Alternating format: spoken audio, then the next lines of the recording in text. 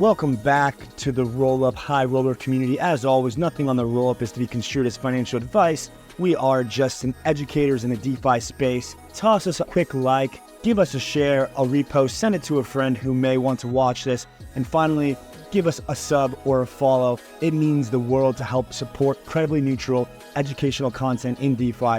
We're here to educate, empower, and enrich you, and let's jump in. What's going on, guys? Welcome to the Staking Summit Day 2, put on by StakingRewards.com. Here today with my boy Rob from SSV. We're going to talk to you guys about DVT. So, get ready to get DVT pilled, all right? So Rob, you guys are building SSV inside of this Ethereum staking infrastructure layer. We're going to dive into that. Let's give our audience a primer on DVT, why it's important for Ethereum security and decentralization, and kind of what that shift from previous staking looks like compared to post-DVT staking world. All right. Cool question. So basically, the idea of DVT is, so currently, let's put it like this. Currently, you have a standard validator. You have your consensus client, execution client, and the node or the validator client. What this essentially means is that you have your key online all the time to actually validate transactions, test, and produce blocks and all of that stuff. The thing is, from a security point of view, your key is online all the time, which is obviously not a good thing. And then from a single point of failure perspective, it's also not a good thing. So where you have an issue, for example, you have a bug in the client or your hardware goes down, your validator also goes down. So basically where DVT comes in is we take the key, or the principle is you take the key, you split it into multiple key shares. These key shares are assigned to various node operators. Ideally, node operators have different consensus clients, locations, all of these things to distribute it as well as possible. So pre-DVT, you have single points of failure, centralization issues, and a host of other things. Post-DVT, you have a more distributed network. You have client diversity. You have less single points of failure. And at the end of the day, that's what you want. Yeah. So a post-DVT world looks like a more robust Ethereum, a more decentralized Ethereum.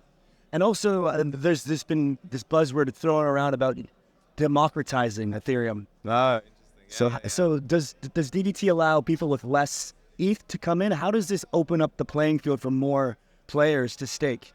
So it really depends on the implementation. So different implementations can do different things. So there are other DVT competitors in the world right now, but basically some companies are using DVT to lower the bond requirements. I know I can mention a few Stater and Claystack, some of our partners, and even Metapool. They're able to use the tech to kind of distribute the key, but they also kind of use it to lower the bond requirements.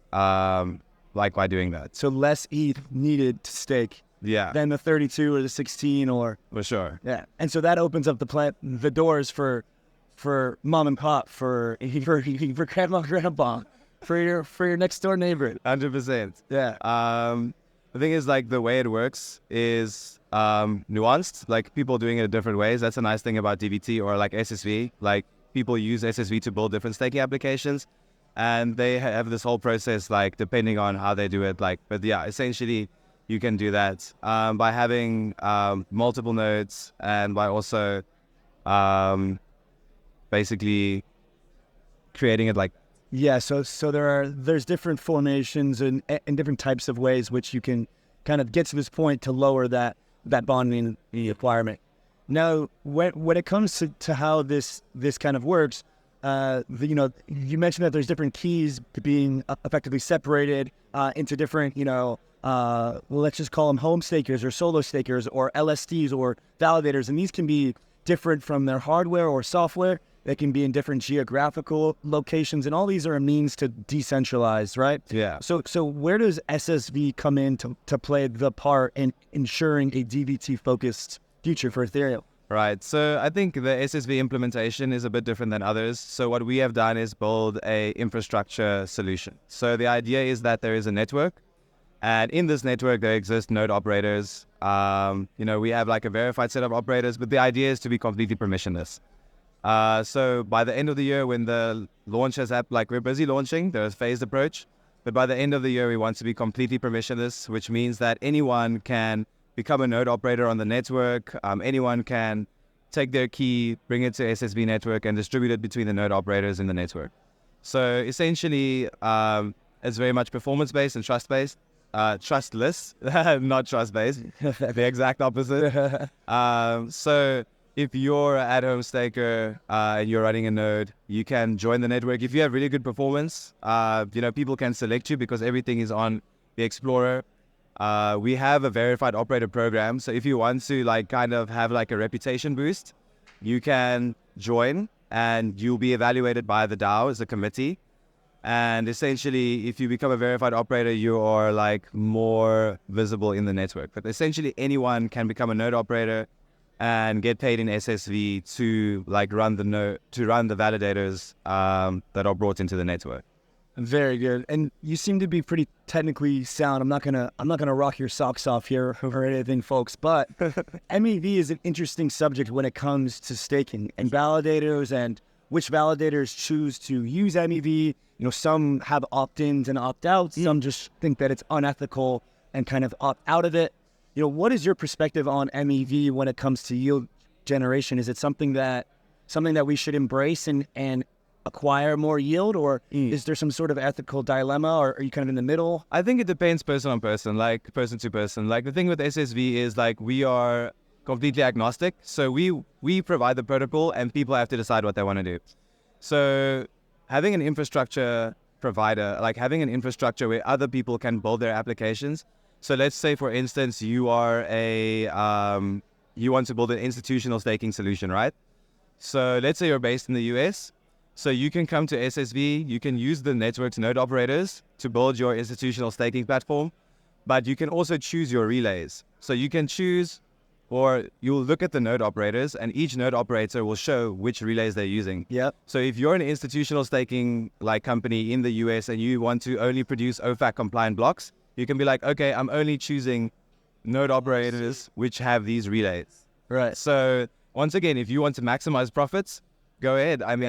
You can choose all of the relays, or you can choose node operators that are using all of the relays. If you don't feel like that, depending what you want to do. That's what I'm saying. Completely agnostic. Yeah, crypto is all about optionality. Yeah. That's why we're here. You get to opt out of your system and you get to opt into the crypto world. And in this case, opting into MEV for more profits or not, based on regulatory, based on personal preference, ethics, morals, whichever you really want to call it. Yeah. Yeah. And that's an interesting one to me because it's crypto is this trustless network where if it's there, it's going to be taken, right? Hacks, exploits, all these negative things happen. MEV just has this kind of bad taste in the mouth of people in crypto because I think companies like Flashbots and different types of companies just absolutely hammer traders on Uniswap and things. But when it comes to block producing and that separation of proposer and builder and kind of finding those little places where you can front run, it's does it really count if it's happening way down here on the stack? But it's happening anyway. Yeah, right. People are producing, builders are creating blocks, relays are doing all their things. Some people, I've heard of cases where someone got a 200 ETH bonus from a MEV opportunity. It's absolutely wild. But it's just what is your flavor? Yeah, what is your flavor? That's right. All right. Well, where can our community find you on socials, or how can we get involved? For sure. So Discord is the number one place. If you have any questions, pop us a question on Discord. We have a website, ssv.network. You can literally just put that in Google, have the website. Hell yeah. And from there, you can navigate to our grants opportunities. You can navigate to our Notion pages and have a look at the different committees in SSV. So yeah, obviously Twitter as well. So yeah, Twitter is most of our social stuff. But if you really want to be part of the community and get the DVT or the SSV alpha, essentially, Discord is definitely the place to be. Yeah. Hell yeah, man. Thank you so much for the time. I appreciate it. Same, dude. DVT, baby.